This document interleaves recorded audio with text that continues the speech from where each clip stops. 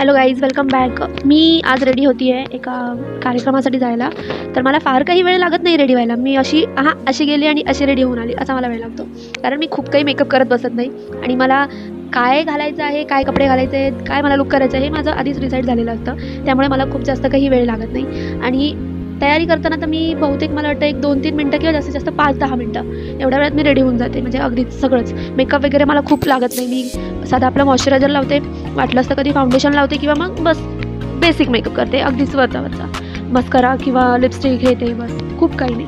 फक्त मला जास्त आवड कसली की जी एक काय म्हणतात त्याला स्टाईल असते, की एक्सेसरीज झाल्या किंवा ड्रेसिंग झालं, हे मला खूप जास्त आवडतं. नेल पॉलिश झालं किंवा मधल्या काळामध्ये मला बऱ्याच जणांनी कमेंट केली होती, पर्सनली फोन करून सुद्धा विचारलं होतं की काय तुझं वेट गेन झालं आहे, काय अचानक असं तसं. हे काही नाही आहे, साधं नॉर्मल गोष्ट आहे की मी खाण्याकडे जास्त लक्ष देते आता, बाकी अजून इतर काहीच गोष्टी नाही आहे. आणि एक असतं की तुमचं एक ठराविक काळानंतर वेट वाढतं.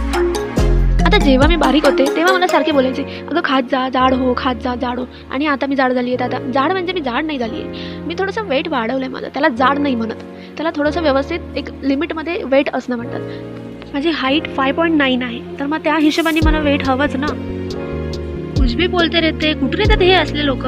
ते जाऊ दे, आम्ही पोहोचलो आता लोकेशनला. हा व्हिडिओ तुम्हाला कसा वाटला मला कमेंट करून सांगा. तुमच्यासोबत पण असंच होतं का मला हे पण कमेंट करा.